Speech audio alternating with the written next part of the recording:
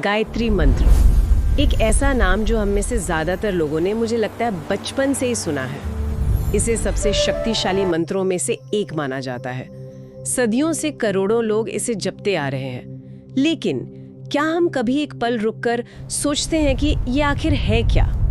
आज हम इसी की परतों को खोलने की कोशिश करने वाले हैं।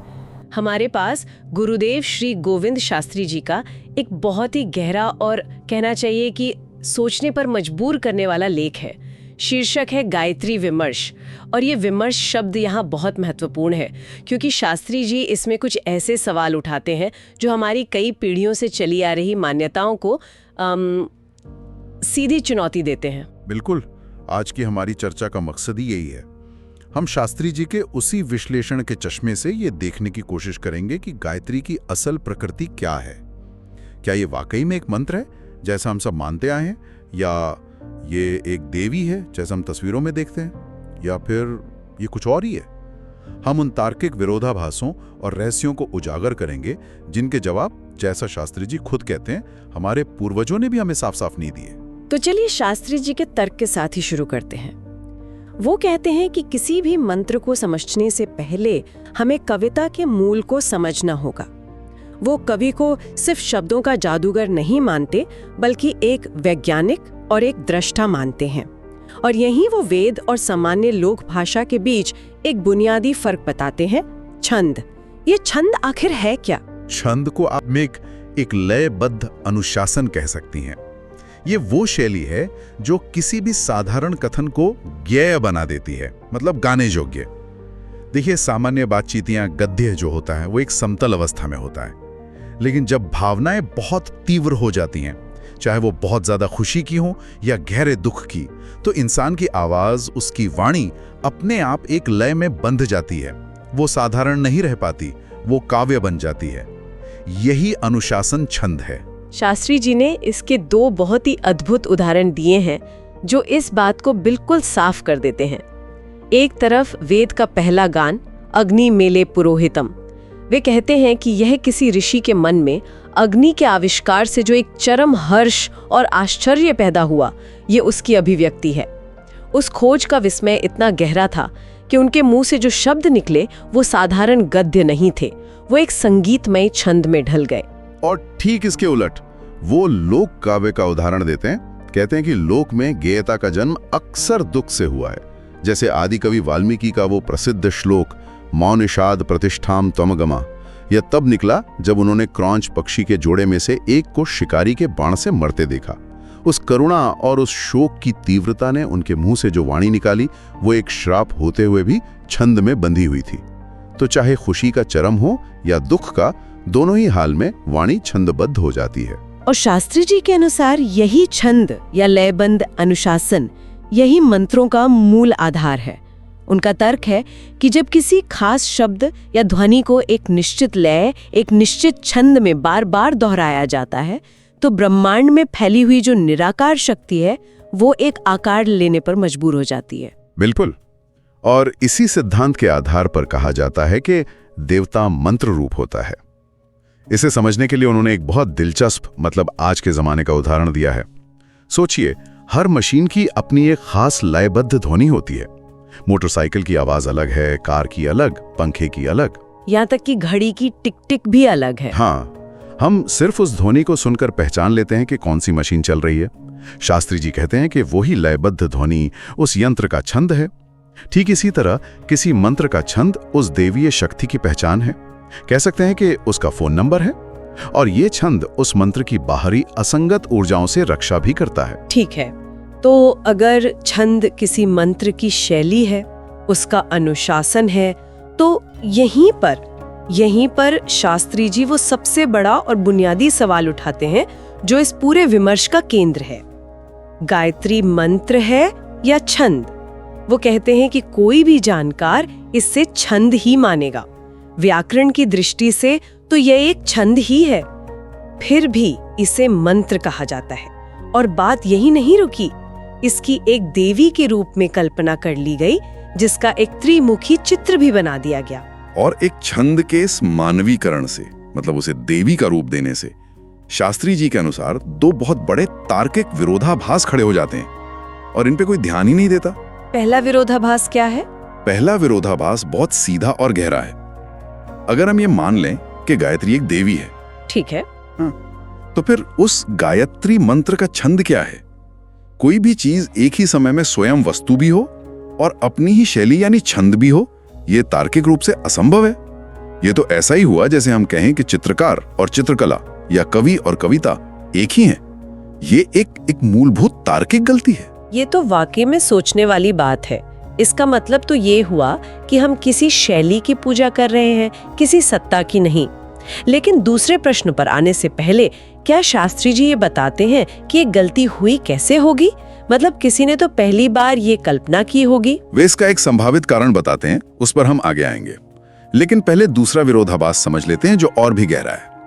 भारतीय दर्शन में हर देवी जो प्रकृति या शक्ति का प्रतीक है, उसके साथ एक देव यानी पुरुष तत्व का प्रतीक अनिवार्य रूप से जुड़ा होता है। हाँ, जैसे लक्ष्मी जी के साथ विष्णु, सरस्वती जी के साथ ब्रह्मा, गौरी के साथ शिव। बिल्कुल, शक्ति और शक्तिमान का ये संतुलन हर जगह है। तो फिर सवाल ये उठता है कि अगर गायत्री एक देवी हैं, तो उनके साथ कौन से पुरुष देव हैं? इस प्रश्न का कोई स्पष्ट उत्तर हमारी परंपरा में नहीं मिलता। और शायद इसी भ्रम का नतीजा है जो शास्त्री जी कहते हैं कि राम गायत्री, कृष्ण गायत्री, गणेश गायत्री जैसी सैकड़ों नई गायत्रियां बन गई हैं। वे इसे एक विकट विसंगति कहते हैं। मतलब जब मूल विचार ही साफ ना हो तो उससे निकलने वाली शाखाएं तो भ्रामक होंगी ही। हाँ, ये एक दार्शनिक अस्पष्टता की ओर इशारा करता है, जहां एक छंद को देवी मान लेने से कई ऐसे सवाल पैदा हो गए जिनका कोई संतोषजनक उत्तर है ही नहीं। ये तो समझ में आया कि गायत्री को देवी मानने में क्या तार्किक समस्याएं हैं। लेकिन फिर मेरे मन में ये सवाल आता है कि आखिर ये भ्रम इतना गहरा हुआ क्यों? अगर वेदों में त्रिष्टुप, जगती जैसे और भी कई छंद थे जिनमें सूर्य और दूसरे देवताओं की स्तुतियां हैं, तो फिर अकेले गायत्री छंद को ही वेद माता का इतना ऊंचा दर्जा देकर एक स्वतंत्र देवी का रूप देने की इतनी कोशिश क्यों हुई? इसके लिए अलग से उपनिषद और स्तोत्र तक क्यों लिखे गए? देखिए, शास्त्री जी इसका एक बहुत ही व्यावहारिक और संभावित कारण बताते हैं। वे कहते हैं कि छंद शास्त्र, जो वेद के 6 अंगों में से एक है जी, उसकी जो दार्शनिक मीमांसा है या कहिए गहरा विश्लेषण, वो आज हमारे पास उपलब्ध नहीं है। वो ग्रंथ शायद समय के साथ कहीं खो गया। तो इसी ज्ञान के अभाव में, और क्योंकि वेदों में गायत्री छंद का प्रयोग सबसे ज्यादा हुआ है, तो संभवतः किसी मनीषी ने इसकी प्रचुरता को देखते हुए इसे वेद माता यानी वेदों की जननी का एक विशेष दर्जा दे दिया। और फिर धीरे धीरे यह प्रतीक एक वास्तविक देवी के रूप में स्थापित हो गया। मतलब जानकारी के अभाव में एक प्रतीक को ही असलियत मान लिया गया। हाँ। एक तरह से जो सबसे लोकप्रिय शैली थी उसे ही मुख्य कलाकार बना दिया। संभवतः यही हुआ होगा। शास्त्री जी का मानना है कि मनीषियों ने हर छंद में प्रकृति का एक रूप देखने की कोशिश की थी, लेकिन गायत्री के मामले में यह कोशिश एक अलग ही दिशा में चली गई। शायद किसी व्यक्ति विशेष या किसी एक चिंतन धारा के आग्रह ने इस विचार को इतना बल दिया कि ये एक अटूट परंपरा बन गई। शास्त्री जी इस विषय को सिर्फ व्याकरण या परंपरा की गलती बताकर नहीं छोड़ते हैं, वैसे एक बहुत गहरे ब्रह्मांडीय सिद्धांत से जोड़ते हैं। यत पिंडे तक ब्रह्मांडे, यानी जैसा सूक्ष्म में होता है वैसा ही स्थूल में होगा। इसका गायत्री से क्या संबंध है? यह थोड़ा जटिल लगता है। नहीं, इसे उन्होंने बहुत सरल तरीके से समझाया है। उनका कहना है कि सृष्टि में हमें जो भी घटना या व्यापार दिखाई देता है वो पहले सूक्ष्म स्तर पर होता है। प्रकृति की एक अपनी शैली है, एक अनुशासन है जिसे हम छंद कह सकते हैं, और यही अनुशासन, यही छंद उस सूक्ष्म ऊर्जा को स्थूल जगत में प्रकट होने का वातावरण देता है। हर चीज पहले एक विचार या ऊर्जा के रूप में होती है, फिर वो भौतिक रूप लेती है। ठीक है, और इसे समझाने के लिए उन्होंने बीज का उदाहरण दिया है ना? हाँ, और वो बहुत ही सुंदर उदाहरण है। जब एक बीज को अंधेरे, नमी और दबाव में रखा जाता है तो उसके अंदर का तेजस तत्व, मतलब उसकी जीवन ऊर्जा, उसे तोड़ने के लिए एक विस्फोट करती है। ये जो बीज के टूटने की क्रिया है, ये सवन क्रिया कहलाती है। और इसका जो अनुशासन या छंद है, उसे शास्त्री जी सवित्री छंद कहते हैं। इस क्रिया का अधिष्ठाता देवता सविता हैं, जो प्रेरणा और स्फूर्ति का प्रतीक है। एक मिनट, आपने बीज के फूटने की प्रक्रिया को सवित्र छंद कहा, तो फिर गायत्री क्या है? क्या वो कोई अलग प्रक्रिया है या इसी का हिस्सा है? मैं यहाँ थोड़ी उलझ गई हूँ। आपने बिल्कुल सही सवाल पूछा।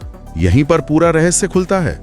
शास्त्री जी कहते हैं कि सवित्र छंद द्वारा किए गए उस विस्फोट का जो पहला फल होता है, यानी बीज से अंकुर का पहली बार बाहर निकलना, वही गायत्री छंद है। गायत्री उस पहली अभिव्यक्ति का गान है। सविता वो शक्ति है जो विस्फोट करती है, और गायत्री उस विस्फोट से निकला पहला संगीत है। अच्छा, तो सविता कारण है और गायत्री उसका पहला प्रभाव। सविता इंजन है और गायत्री उसके स्टार्ट होने की पहली आवाज।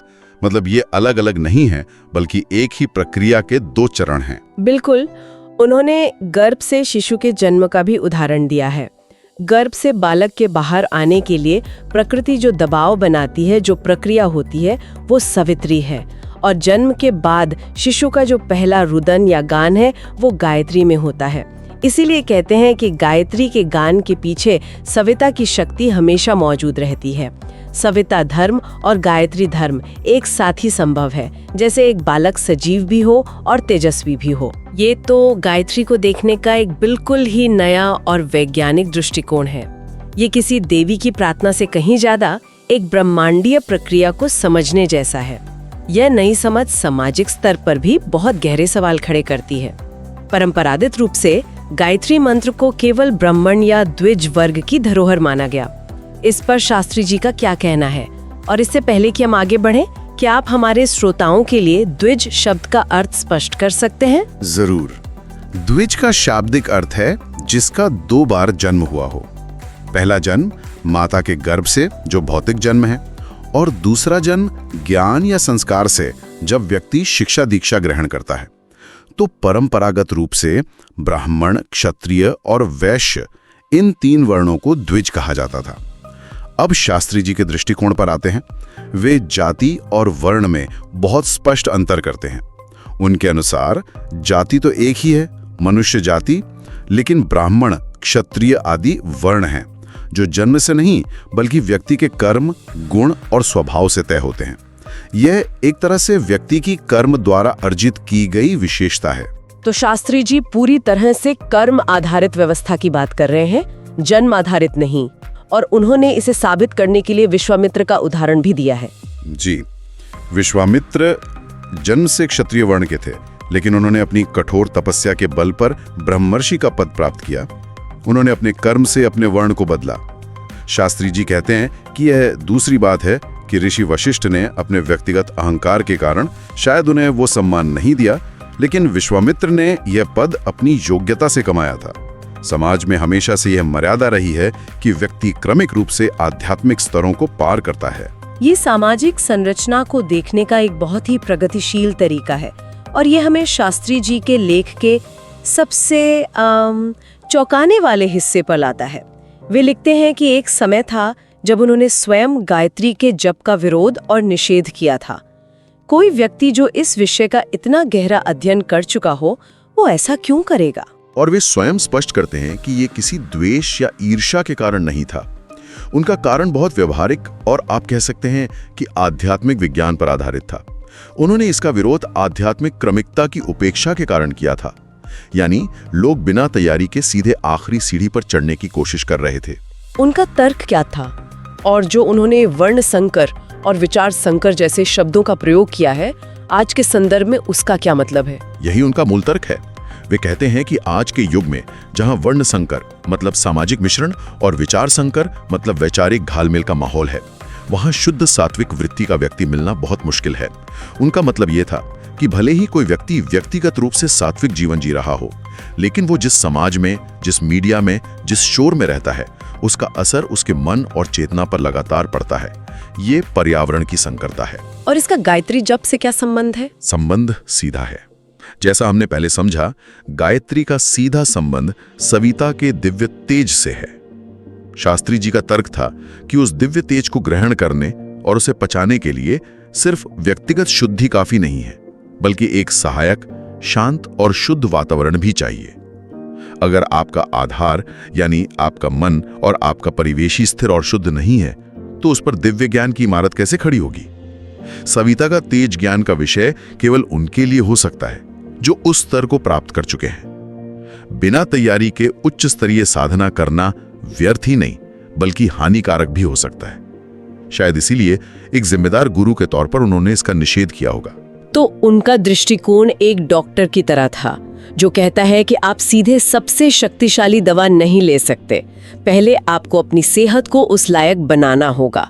ये बहुत ही व्यवहारिक नजरिया है। बिल्कुल, ये अध्यात्म को एक विज्ञान की तरह देखने का नजरिया है, जहां हर प्रक्रिया का एक क्रम होता है, एक प्रोटोकॉल होता है। तो आज हमने गुरुदेव गोविंद शास्त्री जी के गायत्री विमर्श के आईने में गायत्री के रहस्य को समझने की एक गहरी कोशिश की। ये सिर्फ एक मंत्र या देवी की कहानी नहीं है, बल्कि एक ब्रह्मांडीय प्रक्रिया का पहला गान है, सवित्रु की सृजनात्मक शक्ति से उत्पन्न होने वाली पहली अभिव्यक्ति। जी, हमने देखा कि कैसे व्याकरण की दृष्टि से एक छंद को देवी का रूप दे दिया गया, जिससे कई तार्किक विरोधाभास पैदा हुए। और हमने ये भी समझा कि इसका सामाजिक संदर्भ क्या रहा और क्यों शास्त्री जी जैसे विद्वान ने इसके अभ्यास में क्रमिकता और योग्यता पर इतना जोर दिया। उनका पूरा विमर्श हमें परंपरा को आंख बंद करके मानने की बजाय उसके मूल तत्व और विज्ञान को तर्क की कसौटी पर कसने के लिए प्रेरित करता है। और आज की इस गहन चर्चा को मैं एक विचार के साथ समाप्त करना चाहूंगी। अगर शास्त्री जी के अनुसार गायत्री छंद पहली अभिव्यक्ति का प्रतीक है, बीज से निकला पहला अंकुर, शिशु का पहला रुदन, तो क्या हम अपने आसपास की दुनिया में होने वाली अन्य पहली अभिव्यक्तियों को भी गायत्री छंद की दृष्टि से देख सकते हैं? जैसे सुबह की पहली किरण, एक लंबे सूखे के बाद बारिश की पहली बूंद, या हमारे मन में आने वाले किसी महान विचार की पहली चिंगारी। शायद इस नजरिए से देखने पर हमें प्रकृति और स्वयं अपने भीतर की सृजनात्मक शक्ति के और भी करीब जाने का मौका मिले।